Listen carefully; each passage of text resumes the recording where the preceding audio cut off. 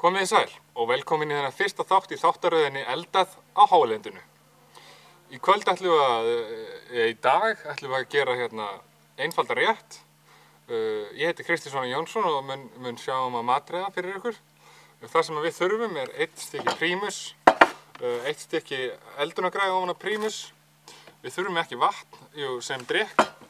Við þurfum 1 pott. Við þurfum hænsbaunir. Við þurfum ekki flugu í augun.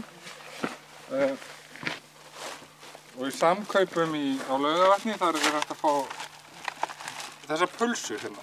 Þannig SS pulsur. Við byrjum bara á því að setja prímusinn saman, skella pottinum á prímusinn og svo höldum við áfram. Nú þá erum við búin að setja prímusinn saman og við skólum aðeins úr pottinum.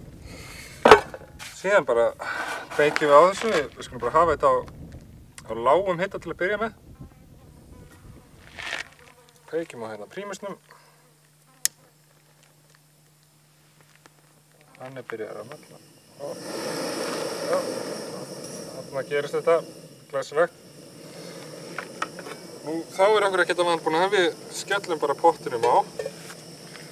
Við opnum hænsbaunirnar. Þetta er svo kræsilegt að flugurnar eru komnar með. Og við skellum bara baununum öllum ofan í. Það þarf nú ekki að vera flókið. Þetta er outlandish. Og með baununum ætla ég að vera með pulsur. Þannig að þetta eru pulsubaunarréttur og við skerum þetta bara niður í litla bita.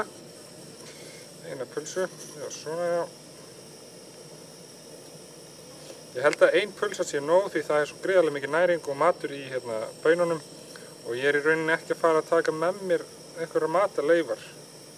Heldur ætla ég bara að klára þetta allt. Og það alltaf gott að eiga pulsur upp á hálendinu. En svo bara leyfum við þessu að malla.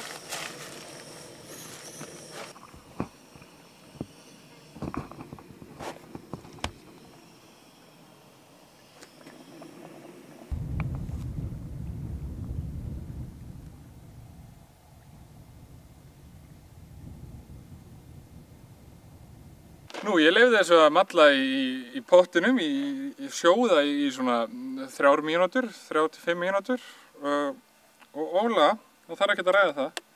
Hér er kominn gúrmeiréttur, pulsubauna tómatréttur að hætti matreiðslumeistara og nú er bara að gúffa í sig.